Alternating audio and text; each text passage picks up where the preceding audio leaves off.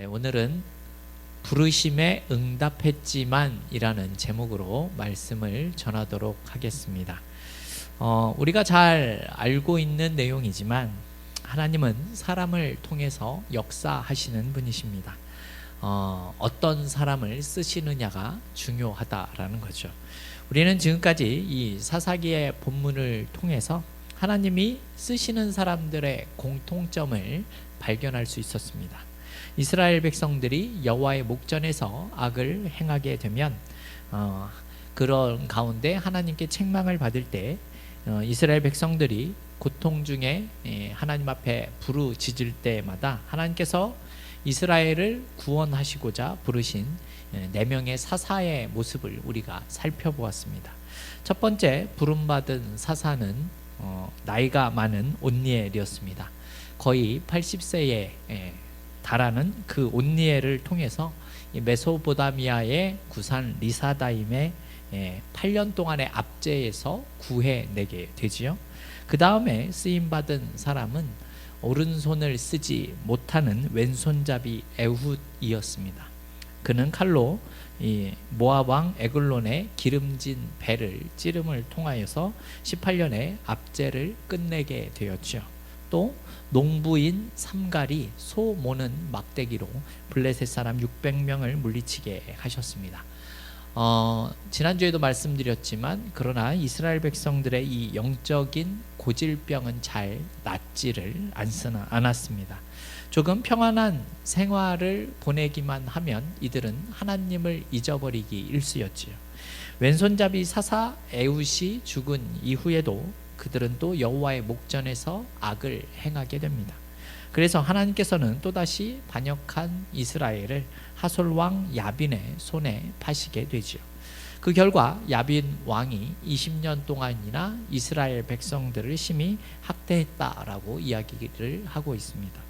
이번에는 야빈에게 20년 동안 학대를 받은 그 이후에 하나님께 부르짖었던 것이죠. 그 부르짖음을 통하여서 이번에는 주부였었던 드보라를 하나님께서 사사로 세우시고 말씀의 대언자로 세우시게 됩니다. 여기서 우리는 한 가지 공통점을 알 수 있게 되죠. 모두 다 이미 많이 들어서 알고 계시겠지만 우리 일반적인 사람의 기대와는 다른 그런 사람들을 들어 사용하시는 하나님이셨다라는 겁니다. 하나님께서 세우신 사사는 이 사람들의 기대를 넘어서는 그런 내용이었지요. 이런 것들을 보면 하나님의 생각을 우리 인간들이 참 읽어내기가, 상상하기가 쉽지 않다라는 사실을 우리가 생각할 수 있습니다. 이처럼 하나님께서는 자신이 하시고자 하는 그 일을 위해서는 우리가 생각지도 못하는 상상을 뛰어넘는 방법으로도 일하시는 분이십니다. 그래서 우리가 보기에는 약한 자를 들어 강한 자를 부끄럽게 하시는 하나님이시다라는 것이죠. 때로는 모세나 갈렙 같은 노인을 들어서 사용하시는 하나님이십니다. 또 소년도 사용하셨죠. 다윗이 그렇습니다. 또 오른손을 못 쓰는 장애인인 에훗을 사용하셨습니다. 소를 몰았었던 농부도 사용하셨습니다. 여자라고 해서 하나님이 쓰시지 못할 이유가 없다라는 겁니다. 예수님께서도 어부들과 세리를 자신의 제자로 삼지 않으셨습니까? 그렇다면 우리는 여기서 한 가지 질문이 생길 수 있습니다. 그렇다면 하나님께서는 정말 아무 사람이나 세워서 하나님의 사람으로 쓸 수 있느냐라는 겁니다. 답을 말씀드리자면 그렇지는 않다라는 것이죠. 우리는 다윗의 이 유언 같은 내용을 통해서 그 내용을 생각을 할 수 있다라는 건데요. 사무엘하 23장 6절을 보면 앞에 나와 있는데요. 이런 말씀이 있습니다. 제가 읽어보겠습니다. 그러나 사악한 자는 다 내버려질 가시나무 같으니 이는 손으로 잡을 수 없음이로다. 이렇게 말씀하고 있는 내용이 있습니다. 자, 이 내용에서 말씀을 보면 가시나무가 나오고 있죠. 가시나무. 여러분은 가시나무를 어디에다 쓸 수 있다라고 생각을 하십니까? 여러분, 가시나무는 쓸 수가 없습니다. 가시가 있어서 손으로 잡을 수 없는 쓸모없는 나무를 뜻하는 말입니다. 즉 가시나무는 여기에서 불경건한 자를 뜻하는 내용입니다. 즉 이와 같은 내용은, 이와 같은 사람을 하나님께서는 사용하실 수 없다라는 뜻으로 말씀하신 겁니다. 어떤 뜻이겠습니까? 하나님께서는 누구나 사용하실 수 있지만 하나님의 그 부르심에 응답하고 순종하는 사람들을 통해서 역사하고 계신다라는 것입니다. 제가 반복해서 앞선 사사들의 모습을 말씀드리는 이유는 이들이 별 볼 일 없는 사람처럼 보인다고 하더라도 하나님께서 부르셨을 때에 그 부르심에 순종한 믿음의 사람들이었다라는 사실을 말씀드리고자 함입니다.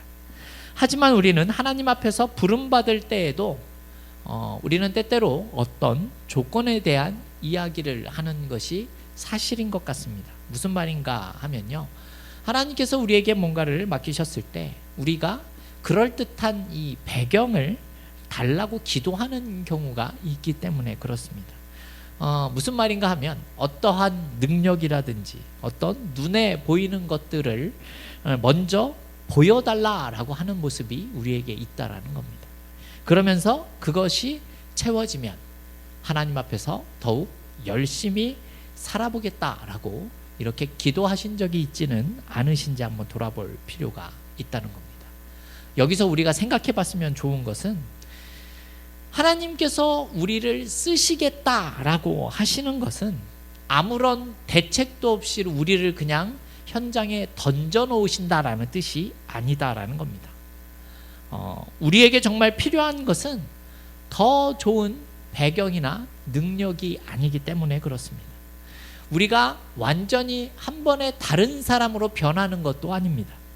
그냥 우리는 겸손히 하나님의 말씀 앞에 순종함을 통하여서 하나님께 온전히 붙잡히기만 한다면 하나님은 우리를 가지고 이미 있는 것들을 사용하셔서 우리도 이 시대에 하나님의 일꾼으로 사용받을 수 있다라는 사실을 우리에게 보여주고 있다라는 내용입니다.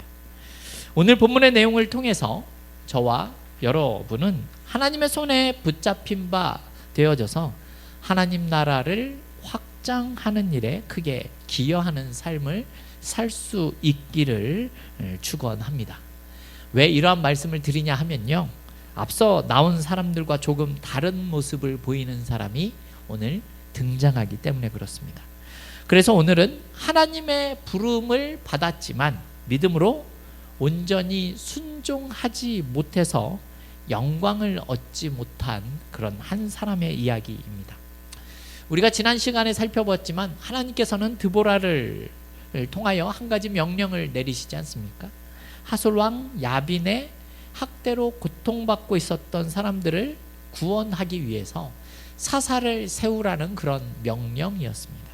그때 하나님께서 지명하신 사람이 우리가 지난번에 살펴봤지만 바락이라는 사람이었습니다. 우리 오늘 본문인데요, 6절과 7절 말씀 우리 같이 한번 읽어보겠습니다. 드보라가 사람을 보내어 아비노암의 아들 바락을 납달리 게데스에서 불러다가 그에게 이르되 이스라엘의 하나님 여호와께서 이같이 명령하지 아니하셨느냐? 너는 납달리 자손과 스불론 자손 10,000명을 거느리고 다볼산으로 가라. 내가 야빈의 군대 장관 시스라와 그의 병거들과 그의 무리를 기손 강으로 이끌어 내게 이르게 하고 그를 내 손에 넘겨주리라 하셨느니라. 아멘. 드보라는 사람을 보내서 아비노암의 아들이었었던 바락을 부르고 그에게 하나님의 말씀을 전하게 됩니다. 납달리 자손과 스불론 자손 10,000명을 거느리고 다볼산으로 가라라는 그런 명령이었습니다. 그러면 야빈의 군대 장관 시스라와 그의 군대를 바락의 손에 넘겨주시겠다라는 내용이었습니다. 여러분, 이게 무슨 뜻입니까? 이제 이스라엘에게 때가 되어서 하솔왕 야빈의 압제로부터 구원해 내시겠다라는 그런 의지입니다. 근데 그 일을 지금 누구를 통해서 하시겠다라고 말씀하고 있는 겁니까? 바로 바락을 통해서입니다. 하나님께서는 지금 바락을 이스라엘의 구원자로 세워서 사용하시고자 하는 겁니다. 드보라는 단지 대언자로서 하나님의 신탁을 대언하는 바락에게 전달하는 역할을 하고 있다라는 겁니다. 지금까지 하나님은 언제나 문제가 벌어진 그 지역에 그 문제를 해결할 구원자를 세워 오셨습니다. 이번에도 그 원칙을 따라서 하나님께서는 이 야빈 왕에게 가장 많은 박해를 받고 핍박을 당하고 있었던 납달리 지파 중에서 바락을 사사로 세우려고 하시는 겁니다. 지금까지 다른 사사들도 그런 식으로 세워졌고, 또한 그들을 통해서 하나님은 이스라엘을 구원해 오셨다라는 사실을 우리가 알고 있죠. 이번에도 하나님께서는 똑같이 이런 계획을 가지고 계시다라는 겁니다. 또한 하나님께서는 7절 우리가 읽어봤지만 분명한 약속을 해주시고 있다는 거죠. 하나님께서 야빈의 군대 장관인 시스라와 그의 병거와 그의 무리를 네 손에 넘겨주겠다라고 분명히 말씀하고 계십니다. 이 말은 너의 능력을 10분 발휘하게 돼서 전투를 잘하면 네가 전쟁에서 승리를 하게 해주겠다라는 내용이 아닙니다. 더 구체적으로 그를 내 손에 넘겨주겠다라는 내용이죠. 여기서 그가 누구입니까? 그는 야빈의 군대 장관이었던 시스라를 뜻하는 그런 내용입니다. 무슨 뜻인가 하면 적군의 우두머리를 잡게 되면 여러분 그 전쟁에서 승리할 수 있게 되는 겁니다. 그런데 더 중요한 것은 그 우두머리를 누가 잡느냐에 달려있는 것이죠. 그 우두머리를 잡는 자가 승리의 영광을 가질 수 있게 되어진다라는 내용입니다. 하나님께서는 그러한 사람을 다른 사람이 아니라 지금 바락의 손에 넘겨주시겠다라고 약속하고 있는 말씀이다라는 겁니다. 한마디로 바락을 전쟁의 이스라엘의 영웅으로 만들어 주시고자 하시는 겁니다. 전쟁 이후에도 이스라엘 백성들을 확실하게 이끌어 갈 수 있는 리더십을 보여주기 위해서 하나님이 이와 같이 세워주시겠다라는 내용이지요. 그렇다면 이제 바락이 할 일이 무엇입니까? 이 하나님의 말씀에 온전히 순종하며 따르는 것입니다. 하나님께서 이렇게 너를 쓰시겠다라고 말씀하셨으니 이제 하나님의 손에 붙잡히기만 하면 된다는 겁니다. 그러면 나머지 일들은 하나님께서 약속대로 다 알아서 해 주시겠다라는 내용이죠. 바락에게 있어서는 일생일대에 아주 중요한 기회가 온 겁니다. 그런데 바락의 대답을 보면 아주 실망스럽기가 그지없죠. 우리 오늘 읽어본 말씀이지만 8절에 나온 내용을 같이 한번 읽어보겠습니다. 8절입니다. 바락이 그에게 이르되 만일 당신이 나와 함께 가면 내가 가려니와 만일 당신이 나와 함께 가지 아니하면 나도 가지 아니하겠노라 하니. 네, 이렇게 말씀하고 있습니다. 바락은 하나님께 쓰임 받을 수 있는 이 기회를 지금 놓치고 있다라는 사실을 알 수 있습니다. 그가 뭐라고 이야기를 합니까? 당신이 가면 나도 가겠지만 당신이 가지 않으면 나도 가지 않겠다라고 이야기를 하고 있습니다. 여기서 당신이 누구입니까? 여기서의 당신은 하나님이 아닌 선지자 드보라를 의미하는 내용입니다. 물론 야빈이 가지고 있었던 철병거 900대가 너무나 막강해 보여서 혼자의 힘으로 가는 것보다 누군가랑 같이 가는 것이 더 좋다고 생각을 할 수도 있을 겁니다. 드보라가 같이 가게 된다면 이 스불론과 납달리 자손을 규합하는 데 도움이 될 수도 있고 심리적으로도 한층 더 든든하게 느껴질 수 있는 것도 사실입니다. 그러나 우리가 생각해 봐야 할 것은 이 명령은 드보라에게 주어진 것이 아니다라는 겁니다. 하나님이 드보라를 통하여서 바락에게 명령하신 내용이다라는 거죠. 이 모습을 봤을 때 우리는 바락이 어떤 사람인지 알 수 있는 그런 내용이죠. 바락은 눈에 보이지 않는 하나님보다 지금 자신의 눈에 보이는 사람을 더 의지하고 있다라는 사실을 알 수가 있게 됩니다. 다른 표현으로 하게 되면 하나님의 손에 온전히 붙잡히기를 거부하고 있는 겁니다.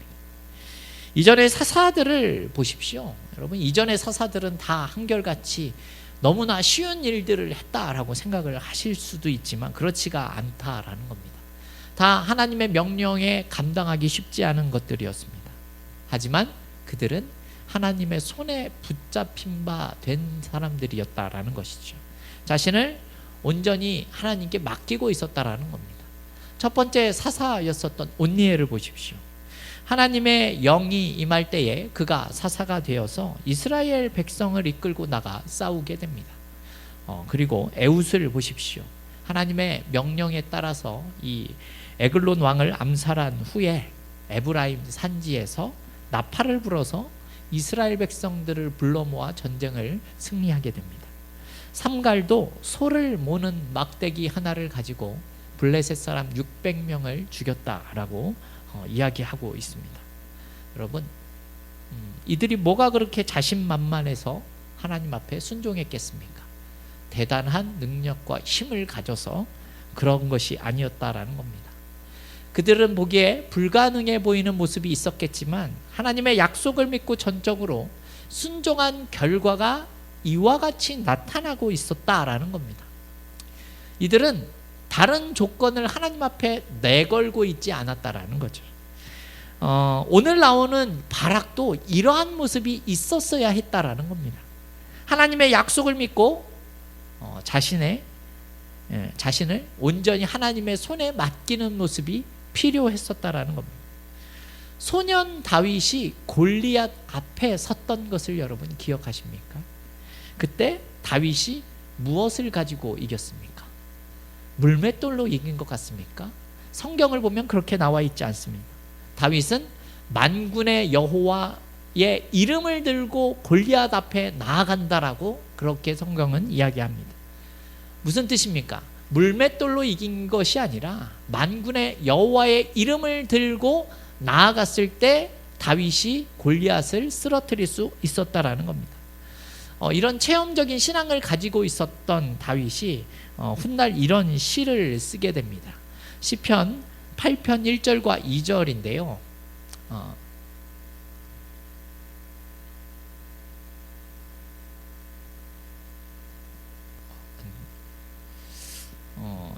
제가 한번 읽어보겠습니다. 여호와 우리 주여, 주의 이름이 온 땅에 어찌 그리 아름다운지요. 주의 영광이 하늘을 덮었나이다. 주의 대적으로 말미암아 어린 아이들과 젖먹이들의 입으로 권능을 세우시며 이는 원수들과 보복자들을 잠잠하게 하려 하심이니이다. 이렇게 다윗이 이야기합니다. 다윗이 경험한 하나님이 이러한 분이셨습니다. 어떤 내용이 나오죠?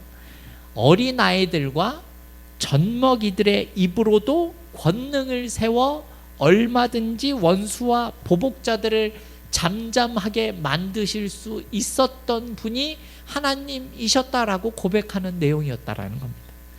다윗은 자신이 경험한 하나님에 대해서 이 사실을 너무나 확실하게 알고 있었던 사람입니다. 그러나 안타깝게도 바락은 여선지자였었던 드보라의 치맛자락을 붙들고 무던히 애를 쓰고 있었다라는 거죠. 순종은 하지만 조건부 순종을 하는 겁니다. 그러자 하나님은 드보라를 통해서 바락에게 다음과 같이 선언하시는 모습이 9절과 10절을 통해서 나옵니다. 우리 같이 한번 읽어보겠습니다. 이르되 내가 반드시 너와 함께 가리라. 그러나 내가 이번에 가는 길에서는 영광을 얻지 못하리니 이는 여호와께서 시스라를 여인의 손에 파실 것임이니라 하고 드보라가 일어나 바락과 함께 게데스로 가니라. 바락이 스불론 게데스로 부르니 만 명이 그를 따라 올라가고 드보라도 그와 함께 올라가니라. 아멘. 드보라가 자신이 함께 가겠다라고 이야기를 합니다. 그러나 이번에 내가 가는 길에서는 영광을 얻지 못할 것이다 라고 말을 합니다. 무슨 영광입니까? 사사로서 하나님께 쓰임을 받는 영광의 모습입니다. 이번 전쟁에서 적의 우두머리를 죽이고 온전히 이스라엘을 다스릴 수 있는 리더십을 발휘할 수 있는 그 영광스러운 기회가 없다라는 겁니다. 그러나 이런 모습에 대해서 바락은 안타깝게도 조건부적인 그런 순종을 택하고 만 겁니다. 자신의 생각에 따라 인간적인 계산기를 가지고 자기 눈에 그럴듯해 보이는 모습을 통해서 그 사람을 의지하는 모습을 선택함을 통해 하나님께서 주신 영광을 얻지 못하게 되었다라는 내용이죠. 물론 전쟁은 하나님께서 개입하시는 일이기 때문에 그 전쟁을 승리하게 하시는 하나님이십니다. 당시에 이들로서는 감당하기 힘들었었던 강력한 철병거 900대를 무력화시키는 것은 사실 하나님에게는 아무런 어려움이 없는 일이었죠. 하지만 바락은 적장인 시스라를 죽이는 일에는 실패합니다. 그는 도망을 쳤고 우리가 앞으로 살펴보게 되겠지만 야엘이라는 여인의 손에 죽게 됩니다. 말씀대로 바락은 영광을 얻지 못하게 되는 것입니다. 더세움교회 성도 여러분, 오늘 본문의 내용을 보게 되면 우리에게 참 중요한 교훈을 보여주고 있는 것 같습니다. 하나님께서 우리에게 사명을 맡겨주셨다면 우리는 믿음으로 순종하며 나아가야지 그 가운데 조건을 내세워서는 안 된다라는 것입니다. 사실 이러한 모습은 우리가 하나님과 거래하는 것과 크게 다르지가 않습니다. 성도 여러분, 하나님께서 나를 사용하시겠다라고 하셨다면 그것으로 이미 충분하다라는 사실을 우리는 기억할 필요가 있습니다. 내게 다른 무언가가 더 있어야 사용되는 것이 아니다라는 뜻입니다. 내가 어린 아이처럼 미련한 모습이 있다고 해도, 내가 젖먹이처럼 약한 모습이 있다고 해도 여러분, 그것이 하나님 앞에서 절대 부끄러운 일이 될 수 없다는 것입니다. 정말 부끄러운 일은 무엇인지 아십니까? 하나님께서 그렇게 사용하시겠다, 영광을 드러내려고 하신다라는 상황에서 내가 믿음이 약했기 때문에 그 하나님을 온전히 신뢰하지 못한 것이 우리에게 부끄러움이 되는 것입니다. 그 말씀에 순종하여 따르지 못하는 것이 부끄러운 일이고, 이런저런 조건을 붙이는 것이 우리에게 부끄러운 일이 된다라는 겁니다. 성도 여러분, 오늘 하나님은 우리를 너무나 사랑하셔서 당신의 자녀로 우리를 삼아 주신 것을 다 아실 것입니다. 그리고 우리 안에 성령 하나님을 거하게 하셨습니다. 그래서 우리는 이 세상을 살아가면서 매일 영적인 싸움을 싸우는 것이 사실입니다. 여기서 하나님은 오늘 우리에게 이길 수 없는 싸움은 절대로 하지 말아라라고 말씀하시지 않는다라는 겁니다. 예수님께서는 요한복음 16장 33절을 보면 이러한 말씀을 하고 계십니다. 우리 같이 한번 읽어볼까요? 세상에서는 너희가 환난을 당하나 담대하라, 내가 세상을 이기었노라. 아멘. 내가입니다. 예수님께서 세상을 이기셨기 때문에 사실 우리는 이겨놓고 싸우는 싸움을 하고 있다라는 내용입니다. 로마서의 말씀으로 하게 되면 우리는 넉넉히 이기는 사람들이 되었다라는 것이죠. 이와 같기 때문에 여러분, 이 세상이 우리에게 하는 일이 무엇인 줄 아십니까? 이 세상은 우리를 두렵게 만듭니다. 그리고 이 세상은 우리를 유혹하게 만듭니다. 그래서 이 세상은 우리를 세상처럼, 세상 사람들과 같이 살도록 동화되게 만들게 됩니다. 그렇기 때문에 이 세상에서 우리가 하나님의 백성으로서의 그 정체성, 그 자존심을 지켜나갈 수 있는 것이 우리의 신앙생활을 통해서 해야 할 일이다라는 겁니다. 여러분, 우리에게 만약 장애물이 있다면 그것이 있으면 있는 대로, 우리에게 문제가 있다면 그 문제가 있으면 있는 대로 그 가운데 하나님 앞에 순종하며 나아가면 되는 겁니다. 그렇게 하면 하나님의 그 영광스러운 모습이 우리에게도 나타날 수 있게 된다는 것이죠. 장애물이라는 것이 우리를 늘 힘들고 어렵게만 하는 것 같지만, 여러분, 그 장애물을 통해서 우리는 하나님의 구원의 은혜를 경험하는 수단이 될 수 있음을 기억하셨으면 좋겠습니다. 우리가 만나는 문제들은 우리를 힘들고 어렵게 하지만 그 문제를 통해서 하나님께서 우리를 축복의 통로로 사용하실 수 있다라는 사실을 우리는 기억하셨으면 좋겠습니다.